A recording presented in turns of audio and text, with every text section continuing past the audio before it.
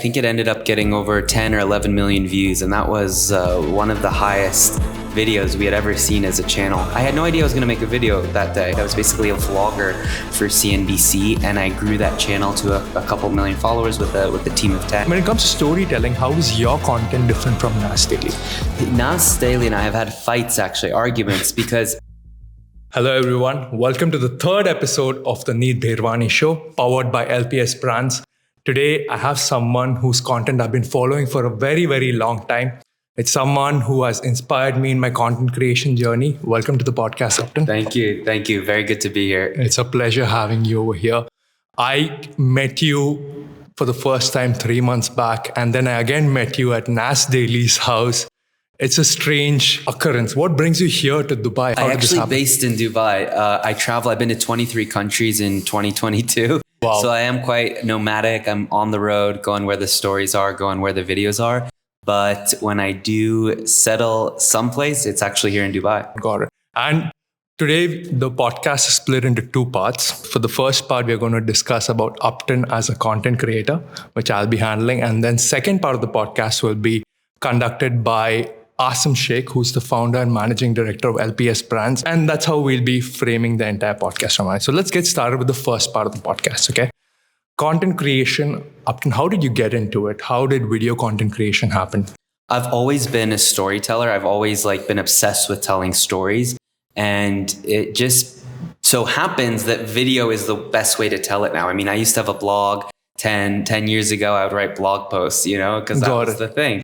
And I would still be doing that if that was the still thing. I just happened to adapt toward the new medium, which is video. So I was working for CNBC, and they asked me to launch their YouTube channel back in 2016. Mm-hmm. So I did it. I gave it a try, and I fell in love with it. I learned how to vlog. I was basically a vlogger for CNBC, and I grew that channel to a couple million followers with a team of 10. And it was really exciting, rewarding, and that's how I ultimately started doing content. Understood. So your content started with CNBC, and you started adopting TikTok and Reels because this is the most viable way of telling stories. I've seen a video of yours, the first video which went viral, probably got millions of views on Facebook. And it was, I think, one of the highest viewed videos of CNBC, right? Living a life as a day in my life as a digital nomad, right? How did you think about something like that? Because at that particular time, videos were all about high production storytelling, right? But you just filmed that video all from your phone. Did you know that particular video would do as well as it did, or you were like, let's just upload and see? I had no idea. I think it ended up getting over 10 or 11 million views, and that was one of the highest videos we had ever seen as a channel. And to this day, it's one of the highest videos on the CNBC platform. So basically what had happened was I was living in Singapore at the time. I went to Bali, and I was supposed to go on Friday night, but the flights were a lot more expensive. So I went Thursday night, and I was like, you know what? My boss is in London. I'll just work remotely on Friday. Right. And of course, this was back in 2017. So there was no term work remotely, or certainly not digital nomad. So once I was walking around Bali, I was like, all right, I'm going to go find a co-working space. And I had this moment that morning. I had no idea I was going to make a video that day. I was actually walking to the co-working space where I just felt so excited and grateful and happy. I'm like, wow, I'm going to be a digital nomad for a day. I was like, you know what? I should make a video about this. I had an iPhone 7 at the time. I filmed the whole thing in selfie mode. It turned out to be a 5-minute video that I edited it myself. And yeah, we posted it on socials. I pitched it to my boss after I filmed it. She's like, yeah, let's go for it. And it got 10 million views. And I think the reason is because everyone relates to work. Everyone around the world relates to work. But no one could relate to working in Bali at the time, right? Bali was associated with honeymoons and beaches and surfing and yoga, but not work. So that's why I think it went so viral. And then also I interviewed people. So it wasn't just me. I think a lot of times creators, vloggers, it's them talking the whole time.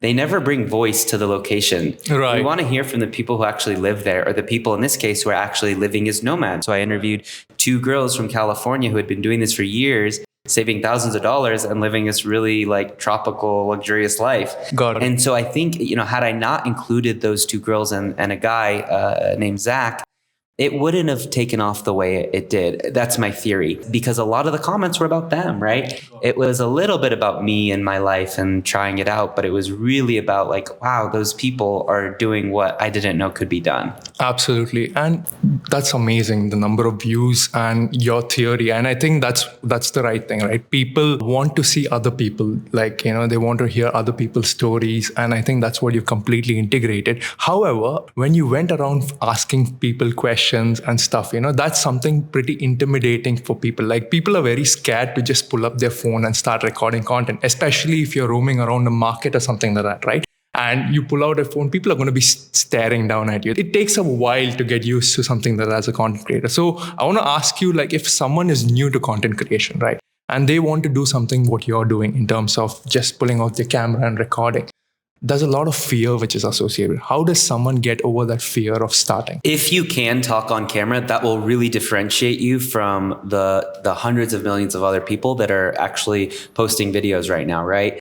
And it is hard. It is challenging. Most people have a fear of doing that. So the way I did it at first was Snapchat. I was doing Snapchat, and this was around the time that like Instagram launched stories. And so people, like a huge amount of people stopped using Snapchat. Right. So I remember my views went from like 100 of my friends to 50 of my friends to 30 of my friends. And as it continued to dwindle, I just became more and more crazy and off the cuff on my Snapchat channel. Wow. I started talking on Snapchat. I started doing funny accents. I started talking about what I was having for lunch, what I did that day, what I was making for dinner, stuff about nothing, like irrelevant stuff.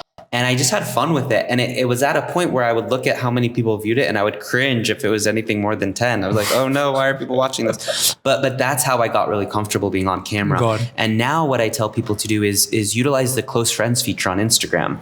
Most people don't actually utilize that. Add a couple of your friends or anyone, just one person, and force yourself every day to talk on camera. And this is going to be your training. So that once you get more comfortable after a few days, after a few weeks, you're going to actually send it to your main channel because you're going to have done it. But if you don't do it, you're not going to get good at it. You need to practice. And I get it. You don't want to necessarily always do it to the main audience, to the world. So use close friends. And it doesn't matter who's watching or not watching on your close friends. You're strictly doing it for the sake of practicing. Got it. So let's go back to the first couple of videos you put out, right? What kind of comments did your close friends tell you when they saw your first videos? Just a lot of like, why are you talking in this accent? Or the crying emoji, or just like, are you okay? Got it. So you didn't receive a lot of like positive feedback at that particular time. The thing is, nobody knew that I was doing it to try and hone in on my craft. I didn't really fully even know that either. It was just kind of messing around. But it was because I messed around that I was able to get a lot better and more comfortable being on camera. And it's so important. Got it. So that would take me to the next phase of this, right? So now someone is probably starting off with their own content creation journey, but again on video content, like the ability to tell stories is very important, right?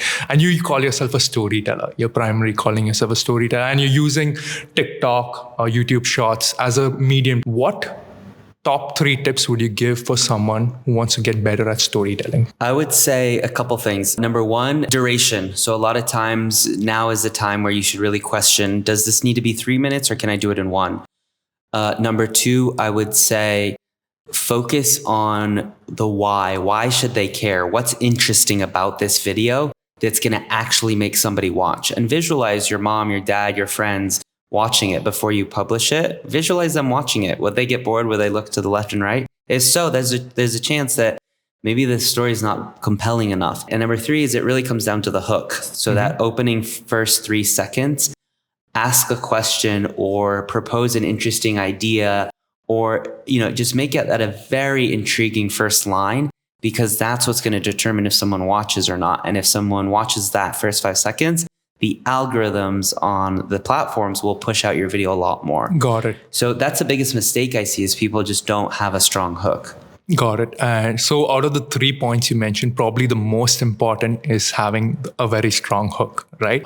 Could you give us examples of a very strong hook that you have implemented in your content in which you have seen take off? Yeah, I was in Singapore a couple weeks ago, and my hook was This is one of the safest countries in the world. So today I'm going to leave my laptop at a Starbucks for a few hours and go and have lunch, and then I'm going to come back and see if it's still there. That video ended up getting over 30 million views across platforms, and I can tell you why. I mean, number one is the hook. So notice I didn't reveal Singapore in the first sentence.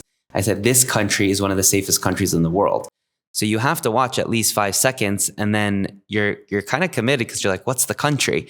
Now, it's not like a cheap teaser. A lot of creators will do that too. Like, I'll tell you the country at the end. No, I told them the country maybe at 8 seconds in, but I didn't say it in the first 3 seconds. Got it. So you have to watch to at least 8 seconds because you're just kind of curious, what's the safest country in the world? Number two is I created a question. The question is the laptop going to be there? I need to watch to the end to see if someone's going to steal his laptop. And the stakes are high because it's his MacBook Pro. And this is actually a technique I learned by doing screenwriting courses in New York City. It's called a major dramatic question. Major dramatic question is in every single movie you and I watch. It's usually something like, is he going to get the girl? Is he going to save the world? Is he going to come to terms with his disability? Right? These are all major dramatic questions that are locked in usually by the first third of a movie. It's what keeps you watching till the end. Every movie has it. Every story has it. And I think even as content creators, especially with experiential videos, we can add that in. And so that's what I did. I could have just talked about how the crime rate is so low and, things are so sad. This place is so safe. Yeah. But I created that major dramatic question. Right. That hooked the audience till the end, and I understand. And many people are also doing that these days, right? But like you mentioned, right, in your case, people ask a question, but they lure people in, but they don't talk about that. Like you see a lot of that happen on YouTube videos. They'll say that I met the most important person, but they actually didn't end up meeting. A lot of people do that side of things itself. They trick the audience. Yeah, also. clickbait. Yeah, clickbait videos. What is your take on that? And is that sustainable over the long run? I mean, in general, titles are less important than they were because it is such a scrolling culture. Even YouTube now has YouTube Shorts. So more important than the title is going to be the opening text on those first few seconds. Yeah, I think it's shallow to do clickbait. No one likes clickbait. Right? We feel cheated on as an audience when a creator does clickbait. But that's not to say you shouldn't have an intriguing title or a curious title. Make me curious. But I think the difference between a curious title and a clickbait title is, are you delivering on the title, right? So if you say I met the world's most famous da-da-da, and then lo and behold, you didn't, then I feel cheated as well. Right. But if you, so that's something I do and my team does as we write titles. It's like, we'll make them a little bit, sexy or intriguing. We won't necessarily reveal everything. We'll leave some stuff to the imagination, like this is the world's safest country. Or I think on YouTube Shorts, I said leaving my laptop in the world's safest country.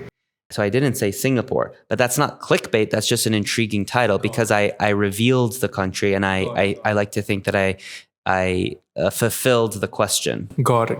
But there's also a difficult thing, right? So you're saying that make your life like a movie, have multiple instances in your life, which are probably like a movie. Not everyone's life is so happening, right? Like where they have a question that they're chasing every time. What would someone do to get that kind of content, where every moment someone wants to know what's happening? Because most of us have a regular job.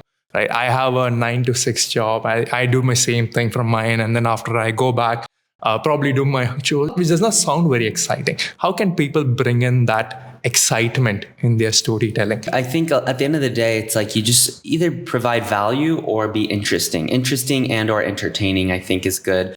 But yeah, you don't have to live an exciting life. You don't even need to travel, right? I know plenty of content creators who film everything on their couch and they're going very viral, but they tell stories in an interesting way.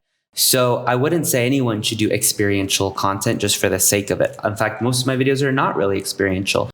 There's a good chunk of my videos that are just me on the couch, Got it. So I think the better thing to think about is not, is my life interesting, but what is something that I find interesting and how do I tell this to a friend? Don't think about telling it to millions of people because it'll get overwhelmed. Think about telling it to a friend. How would I call a friend and say this thing in an interesting way? And it could be, something personal that's happened to you. It could be something you see out in the news that you want to reflect on or give it context. And that's one thing that helped me a lot too, was asking myself like, okay, pretending who's going to be watching this, would they find this interesting? Pick one person, not like millions of people. Right. Understood. Your social media journey, right? You currently have the highest amount of following on Facebook, right? And then followed by TikTok, if I'm not wrong. This is very similar to probably Nas Daily. Even Nas Daily has his highest amount of following on Facebook. And I know that you at one point in time you took one of his courses, if I'm not wrong. Can you tell us how did the whole Nas Daily meetup happen? How did you end up taking his courses? Can you just walk us through that? So I left CNBC 2 years ago, and I wasn't sure what my next move was, but I actually messaged Nas Daily on Instagram, and he replied. He said, I've seen some of your videos. Let's have a call. So we did a call. He talked to me for about an hour, and I'd never met him before. Okay. He was in the Maldives with Dirleen, and he talked to me for about an hour about my journey, what I've done, and what I'm looking to do. And I was kind of just looking for advice, seeing if there's an opportunity to work for him. And he told me, he said, why don't you just make your own videos? He's like, I've seen your stuff. I don't say this to everyone, but you should just make your own videos and something will happen. And so I was like, oh, wow, if Nas Daily is telling me to do this, damn. That's huge. That's huge. Yeah. And then the other one was Drubinsky, the travel vlogger, right. Same thing. He had become a friend of mine over the years, and I did a call with him, and he's like, yeah, he's like, why wouldn't you just start making your own videos? And it's so funny. So I never really wanted to, it's not that I didn't want to, but I had huge fear and reservation about just going independent because I worked for CNBC and those videos could get millions of views. Now I'm starting with 0 subscribers. And I remember I just kept hearing Nas Daily and Drubinsky's voices in my head saying just do it yourself. I actually started honestly out of fear. It was fear of what if I don't listen to their advice? What if 3 or 4 years go by and I look back and wonder, hey, what if in 2020 I had just started making videos? Would my life be different? Would I be doing something different? So it was really driven by a fear of FOMO, future FOMO. Got it. Very interesting story over here. And that's where you got started fully from your end. And when it comes to storytelling, right, Nas Daily has his own unique style of stories. And even you have your own unique style of story. Nas Daily, you both leverage on the first seconds of the video, where Nas opens with a dramatic. So this is the country where I'm he has his own way of speaking. And you balance both sides. As a journalist, this is something you picked up. When it comes to storytelling, how is your content different from Nas Daily? Nas Daily and I have had fights, actually, arguments, because about 6 months in, he came to me and he said, your videos are good, but you need to be more opinionated. You're telling me both sides of the story. I want to know how I should feel. And I pushed back. I said, as a trained journalist, I can't. I couldn't with all in me. I couldn't say this is good, this is bad, because I had just spent 6 years at CNBC, where anytime you submit a story, your editor is looking to make sure both sides are balanced. And there are plenty of times where they'll call you and say, no, I need more quotes from the other side, the other perspective. So this is my brain is wired like this. I cannot. And I did wonder for a long time, is this slowing my growth because I'm not being more opinionated in the content? But I stood by it, and I continue to do balanced videos. And I have people DMing me all the time, I love your content because of that. So, maybe my growth is slower because I'm not being more opinionated. Because that's true, right? When people share videos, a lot of times it's he thinks like this, I agree with him. You're going to be less inclined to share something where it's this is interesting, but that's a chance I'm willing to take. But I wouldn't call your growth slow, right? Especially on TikTok. You upload 3 videos every day on TikTok. How do you manage to do that? A lot of times, I did a documentary on YouTube, which was 12 minutes. Right. So we'll cut that up to about nine TikToks. So that's 3 days of TikTok, right? That same YouTube video becomes 3 or 4 days of TikTok. Got it. And then the other thing too with TikTok, it's I tell people what you're posting on a story a lot of times can make a really good TikTok. I was in Turkey during the COVID lockdowns, and it was a Saturday, and I was in Istanbul, and I was the only one on the streets. because I've seen this. I've seen the Really? video. Yeah. yeah, because everybody, all Turkish citizens were not allowed to leave the homes on Saturday, Sunday. But me as a tourist with the US with any passport was able to leave the streets. So this was crazy. So I just got out my phone, I recorded it, and it took less than 60 seconds, and the video was maybe 20 seconds, and it got millions of views, right? So that's a TikTok. It doesn't have to be, nor should it always be scripted and storyboarded and edited beautifully. Right. A lot of my TikToks are very like professionally shot, DSLR, nice editing. A lot of them are just me talking on the couch. Got it. So basically, if I have to sum it up, your advice to people who want to post more consistently would be use your record long form of content, take that long form of content, split it up and post a short form content. Along with that, also add like tidbits of your regular life. It doesn't have to be full high. Just show people what's happening around you in an interesting way. Exactly. Right. And so like earlier people, and I've heard this from you only, like, earlier you said people used to use video as a form of storytelling. So instead of just tweeting it out or writing it as a Facebook post, just like say it in a video. That's basically what you're trying to say, correct? Yeah, absolutely. Yeah. Videos get a lot more engagement and shares than text or blogs right now. Got it. And when you have to say platforms, right? Like there is TikTok over here, there is Facebook Reels, there is YouTube Shorts, because a person cannot start on multiple platforms at the same time, right? Imagine someone is a new content creator. What platform would be the first platform which you would recommend someone to start off with and eventually build on, like with the other forms of content? Well, I would actually disagree to an extent on what you said. Okay. I think TikTok, Reels, and YouTube Shorts should be pursued simultaneously. And longer form content, like a regular YouTube video or Facebook videos, should be pursued. Maybe that's something they should wait for. Got it. Why? Because if I'm making a TikTok video, I can easily post that on Instagram Reels and YouTube Shorts. Why wouldn't I? Correct. It's the same. It takes less than a minute, right? So I'll give you an example. A couple months ago, I launched 3 new language channels. Uptin Arabic, Uptin Persian, and Uptin Bahasa for the Indonesian market. And we had, a lot of times when content creators do this, they'll just add subtitles in that language, but we're actually doing voiceover because I figure who wants to read, you want to just hear. So I have people in each of these markets recording voiceover, but rather than doing any sort of long video for Facebook and YouTube, I'm having them just focus on vertical videos.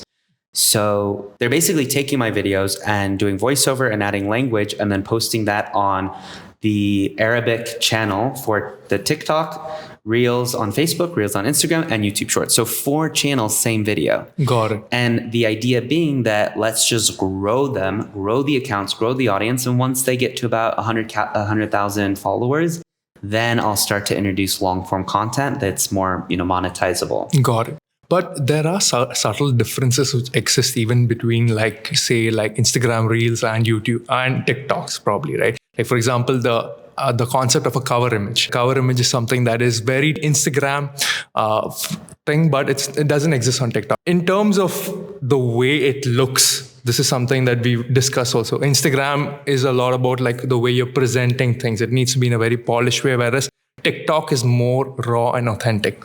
Right. So that is how I'd come in earlier. Like, there are lots of like, if someone's getting started on, say, both TikTok and Instagram, there's something extra that they have to worry about on Instagram as well. So that's why I'd ask you one particular platform. So the way I do it is my more off the cuff casual videos are strictly for TikTok, and then ones that are more scripted, a little bit more substantive with have more information and maybe me on the ground reporting, those will go on TikTok and Reels. But yeah, the more just like off the cuff, random fun stuff is kind of reserved to TikTok. Understood. But I do think it's dangerous for anyone out there to just focus on one. Yeah, I agree with you.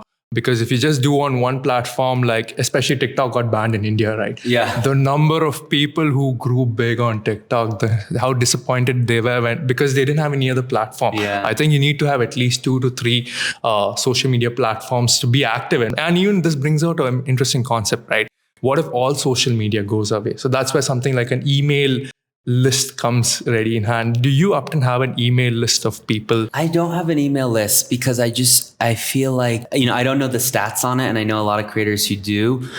I'm just like get so sick of email, and I just delete. And I know a lot of times with email lists, the open rate is something like, I don't know, 10%. It's low, but it can still be quite impactful for businesses and creators. I don't have an email list. I don't have a SMS list, which maybe I'll regret one day, but for now I don't. Understood. And there are many things, right, Uptin? Like, for example, you're a creator. I came across a very interesting quote from you, right, in one of your podcasts. You said that I think you had hired your first editor in 2020, if I'm not wrong. And you told them that, okay, hey, let's start making these videos, but in 6 months' time, when we look back at these videos, we should cringe really badly when we look at them. So that shows a growth mindset, right? Of course, you're talking about the videos being so good after 6 months that you look back at your old videos. So even that brings me to my question. Even at this particular point of time, there would be things that even you, Upton, don't know regarding content creation and wish to learn. Like, would you want to elaborate on some of your learning goals of 2023? Yeah, I actually just got accepted into a YouTube accelerator program for journalists. Oh, wow. Okay. Yeah, I'm so excited. I just found out a few days ago, and they were looking for journalists who are doing YouTube who had between 5,000 and 100,000 subs on YouTube. And I think when I applied, I was at 104. So I was like, oh, please. Like, I wanted to just make some people unsubscribe just so I could qualify. But no, they accepted me anyways. I'm excited for that because I think a lot of times I'm guiding my team in terms of edits and stuff. I mean, I'm learning a lot from them as well, but I'm excited to be part of the program where I'm also learning. I'm teaching, right, but I'm learning. So I think my goal is to conquer YouTube a little bit more effectively. That's been my slowest growing platform, but it's also a very important platform. So my goal is to capture and amplify my efforts on YouTube, but also come in with a really unique value proposition and stick to my core passion of storytelling in a journalistic style. That's my goal. Is like, how do I continue doing what I'm doing, but conquer the YouTube algorithm for the next year? Yeah. Perfect. Sounds good. And Upton, you're honestly a huge inspiration for me. And I would say that you and me are pretty similar. I'll elaborate a bit on this. Like, when you started off with CNBC, right? Like when you were working with CNBC and they supported you with your content creation side, video content creation, because it was a win-win situation for both CNBC as well as you. I would say that my story is also pretty much similar. So I manage gaming for LPS Brands, who's powering this podcast, as well as LPS Brands also enabling me with this entire podcast setup. So both things are happening. Now I'm mixing something that I love along with something which is my job, right? Which I have to do. What would be your advice to me from your end? Like, how do I go ahead in this direction? I would say you're doing everything right. You're taking advantage of opportunities all around you. You're creating actually opportunities all around you. I would say the key for you is consistency. So, this is your third episode. Like, make a goal, make a commitment to yourself that there will be one episode per week or whatever your plan is, and commit to that without deterring from that. So this time next year, you say, okay, I'm celebrating my 50th episode. Got it. That's what you need to do, and make sure all of your followers and listeners and your colleagues and your boss know, hey, I'm in this and I'm committed to this and I'm going to continue this. And really grow this. Absolutely. Thank you so much for that, Upton. And now I think it's time for the second part of our podcast. Okay, we have discussed so far, Upton, as a content creator, you've shared your strategies. You've given us your roadmap for 2023. Now we are going to move into the second part of the podcast, which is going to be conducted by Aasim Shaikh, who's the founder and managing director of LPS Brands. We are going to be discussing Uptin Media, Upton's own startup. Over to you, Aasim. All right. Thanks, Neet. Great to be here.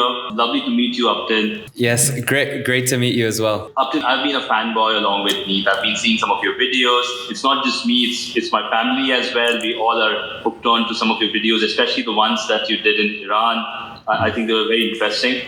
The first thing I'd love to know from you, Uptin, is as someone who runs a media business, and pretty new age media business, and this is a question which also personally resonates with me. How do you see the convergence of media with the agency business from your perspective in terms of expansion? Do you see yourself be this sort of multiple asset media business, or would you see yourself sort of becoming essentially a services business for brands and companies who are looking to create cutting edge videos?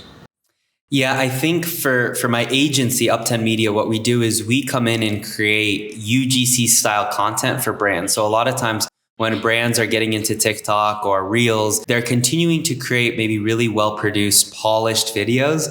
And a lot of times that doesn't land as well as like a human face in selfie mode. So that's what the agency is doing. Our clients are here in Dubai, they're in the UK, they're global.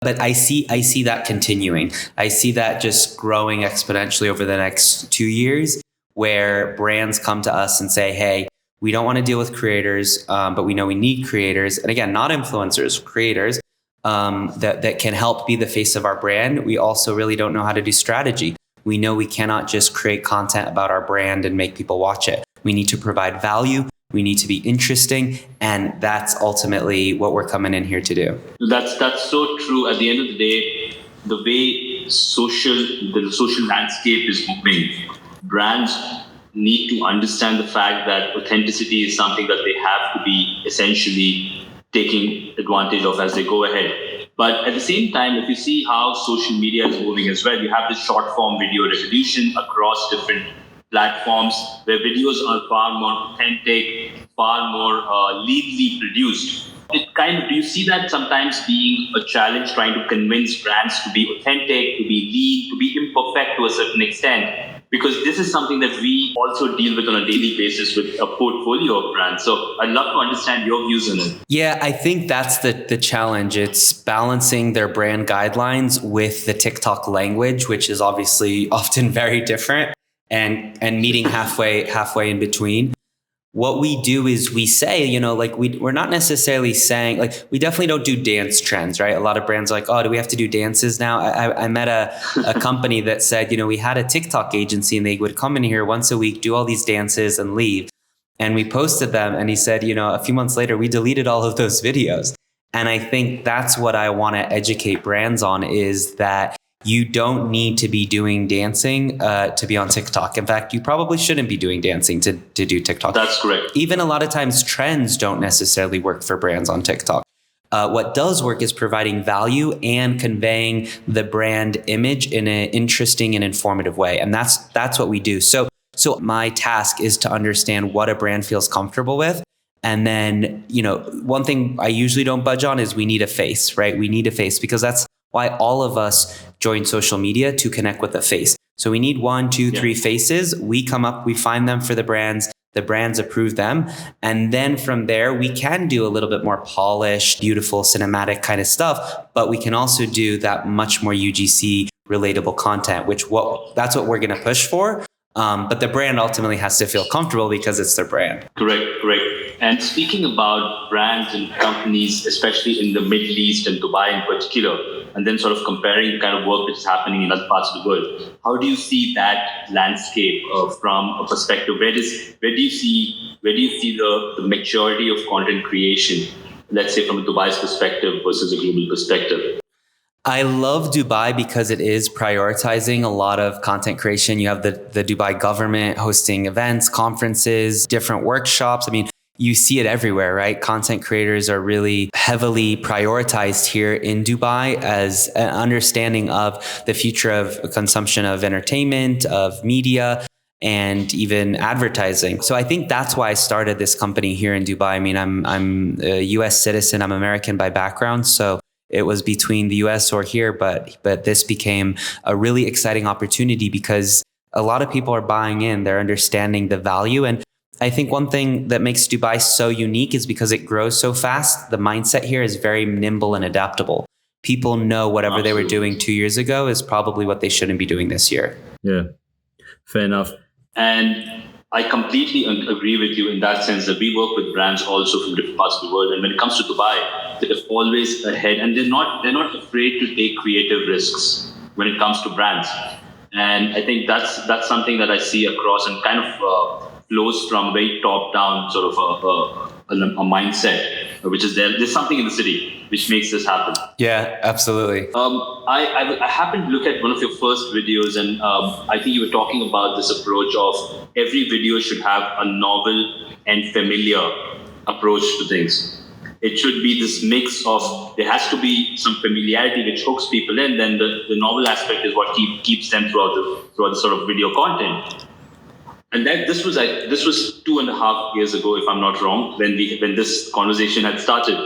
How do you see this sort of a principle applied to, let's say, a short form video, or how do principles like this also change as social media landscape changes? So I think the video that I did in Singapore was a prime example of this, where I left my laptop at a Starbucks. Everyone understands Starbucks. Everyone understands crime, having something stolen.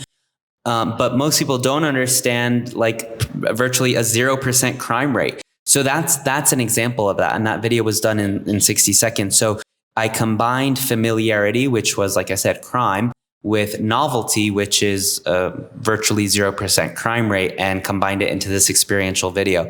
So look, not every video will combine the two, to be honest, but I think a lot of the ones that are viral do combine the two, like the fancy McDonald's. Everyone in the world knows McDonald's, but the novelty there is luxury, right? You're not used to mood lighting and quinoa at a McDonald's. So that's, again, why that video got so viral. So I think there are a lot of opportunities to use the convergence of the two to make content go viral, to make people want to watch it. It won't always work. I rented a companion robot in Japan, and it really flopped, the video. And I think it was because that was too much of a leap for people at the time. This was 2018. So maybe I should try that one again.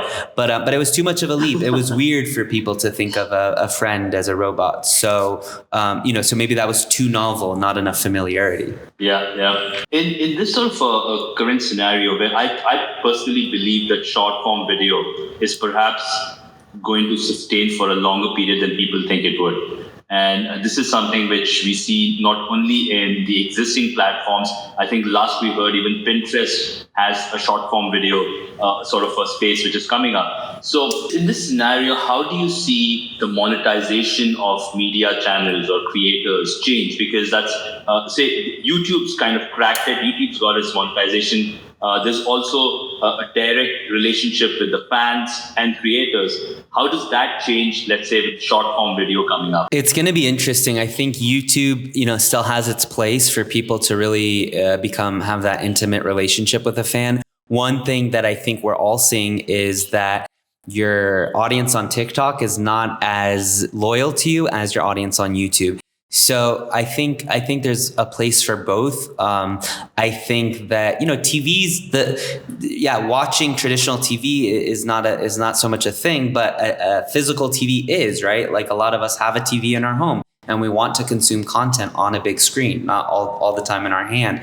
So where does that come in? That's going to continue to be YouTube. And I think that, as I was mentioning, that's one of my big goals this year is to continue to amplify and grow my YouTube channel, and maybe use shorts to supplement some of that content and, bring in more traffic to the main channel.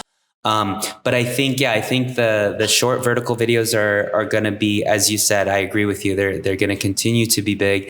They're going to be even bigger. Shorts will be monetizing in February. So I think that's going to be exciting for a lot of us creators. I just started a separate YouTube Shorts channel 2 months ago, and I've grown it to about 50,000 subs in 2 months. So this was all repurposed content, right? I didn't make a single video new, particularly for shorts. So that's exciting to me as a content creator, to help diversify my revenue from just Facebook and YouTube and TikTok. So now it can be YouTube Shorts, could be another income stream. Yeah. Do you see a space in the near future for media channels which are based as short form video first? Let's say their main anchor platforms are, let's say, TikTok, Shorts, and Reels, and all the other platforms are repurposed content. I ask this because I feel that, as you rightly pointed out, audience, these platforms are not the most loyal. There's a certain commoditization of audiences across. So is there space for creating that media presence and on a sustained level for a long period of time? Would that, because this is a question we deal with on a daily basis ourselves, internally as well as with clients. So I'd love to understand your views on that. It's going to be trickier for media companies because people, like we talked about, they want to relate to a face.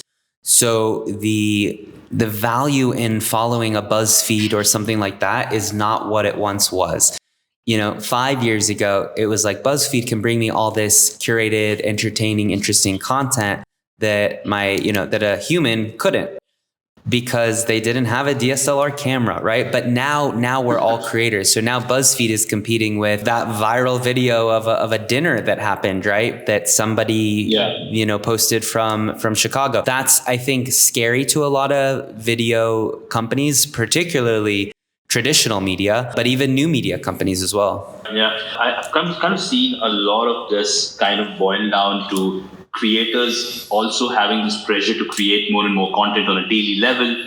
I always wonder, someone like you, Uptin, with media channel presence and also agencies, how do you create a work-life balance for yourself, which is extremely important? When someone asked me recently, like, what do you do when you're overwhelmed or burnt out? And it's funny, I thought about it and I realized, what I do is I open Adobe Premiere Pro and I actually edit a video because it really is my like painting or something, or it's my art, to just get lost in a video. I can relate to that. For me, Adobe Premiere shifts to Outlook email, so yes. pretty much similar.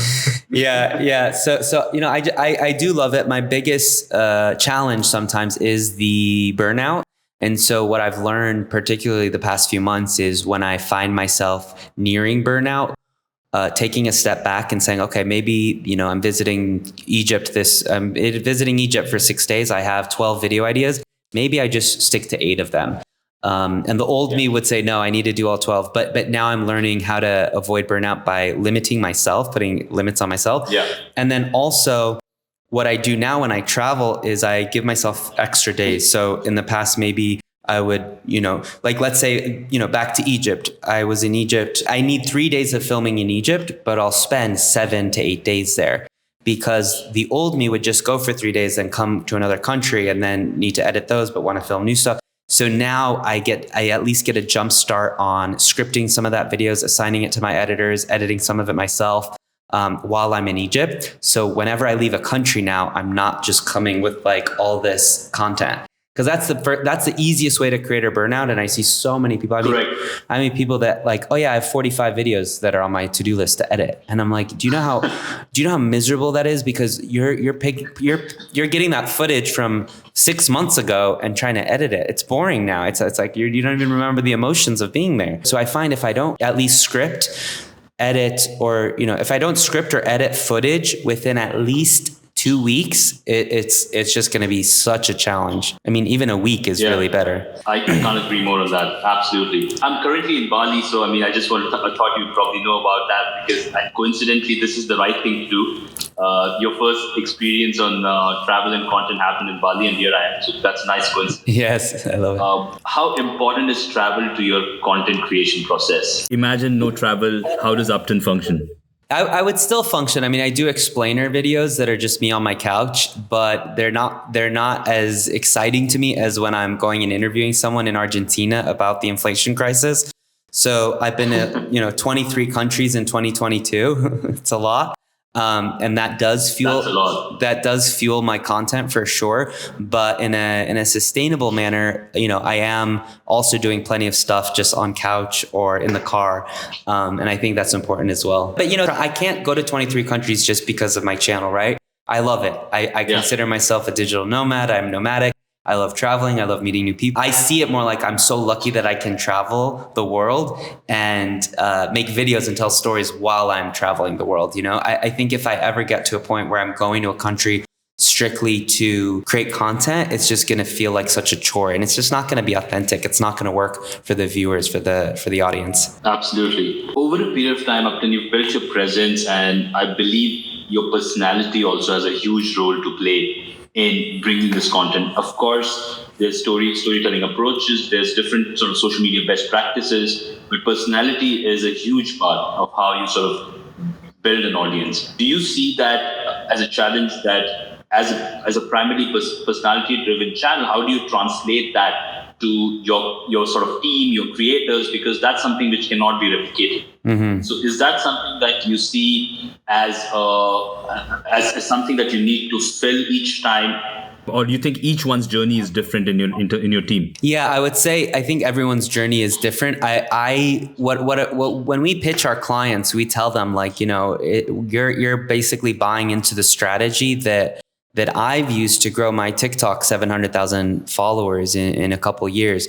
So these are techniques and strategies that I bring to our clients and I bring internally to the team, and we do workshops, we do internal training to make sure that everyone's kind of on the same page. That we can't replicate the face, of course, but we can replicate the ideation and the strategy for sure. That's kind of very interesting because I face these challenges as well on a daily basis as an entrepreneur who's looking to create services which are fairly intangible. You have to find a way to kind of translate that first principle thinking across your team. And it becomes even sort of more challenging when you have people working remotely, people working in different time zones. It does become it's a good problem to solve, but it still remains a challenge. Yeah, absolutely. Yeah, I think staying adaptable and nimble is one of the best things we can do. But it's definitely a challenge. Awesome, great. Thanks for that, Uptin, and Neet. Over to you. I'd love for you to sort of take this forward from your side. Perfect. Thanks so much. Thanks. Enjoy Bali for me. It's one of my favorite places. Absolutely, I'm going to do that. Thank you so much, Aasim, for sharing your insights and for those wonderful questions. It's funny, right? Like lots of coincidences. And I was telling this to you earlier. Aasim, who happens to be in Bali, and your first video, like with CNBC, which crossed millions of views, also happened to Bali. And I was also telling you about the other coincidence that did happen, right? So this is something strange, right? And even Uptin found it crazy, even for the audience, So I've started podcasting recently. I'm going to go and tell that story. I started podcasting recently, and my first guest was Naufa Noori. Okay, my second guest was Josh McCartney, who creates videos on how to become a better public speaker. Okay. And I actually got Josh on the podcast around a month back. Okay. 3 to 4 days back, I saw a story of Uptin, like being in one of Josh's podcasts, correct? And now you're on the Neet Bherwani show. So it's life goes in a full circle, right? Yeah, it's such a small world. Yeah. So, and Uptin is only doing 2 podcasts this week, and it happens to be one is the Neet Bherwani show, and one is with Josh, which is just crazy coincidences happening all around. Anyways, with that, I would like to just conclude the entire show that we've had. Uptin, thank you so much for sharing your views on your content creation journey. Thank you so much for sharing the tips, which I'm sure people who are in content creators will be able to start and be able to implement. You told us what it is like from your end to take your content creation and implement it in a business as well, like how you approach brands. You tell them like, this is how I've grown and this is what I'll be bringing into the brand aspect as well. All these insights have been wonderful. I'm sure it's a very value addition podcast for the audience. So thank you for being here, Uptin. Would you like to say anything to conclude from your end? Yeah, I'll just end with thank you both so much. This was an amazing conversation. Really enjoyed speaking with you, and thank you for having me. I would say the last note to the audience is just, if you are going to go all in on a creator journey, it's like commit to consistency, because that's really what did it for me, was committing to consistency. When I left CNBC, it's like, okay, I'm starting with 0 subscribers. What am I going to do those first few videos that get 17 views? It's going to be very challenging. So the only way I knew I could get past that barrier, mental barrier, was if I said, okay, I'm here for the long term. So I said, for the next year, 1 year, I'm going to do 3 videos per week, no matter what, on my YouTube. And I never missed it. I never missed those 3 per week, no matter what. And what that did was, even when the views were low or it flopped, which plenty, of course it happened all the time, I didn't seem to care that much, because I said, okay, have this conversation with yourself after that 1 year. Right. After a year, you can assess if you still should do this, if you need to stop doing this. But I'm going to do it for a year, because what happens too often is creators get too stuck in their own head, because they see some videos flop that first few weeks, first few months, but they don't think about that long-term game. Got it. Thank you so much for that. Basically, guys, Uptin is saying to focus on what is in your control. What is in our control is to basically make more and more videos.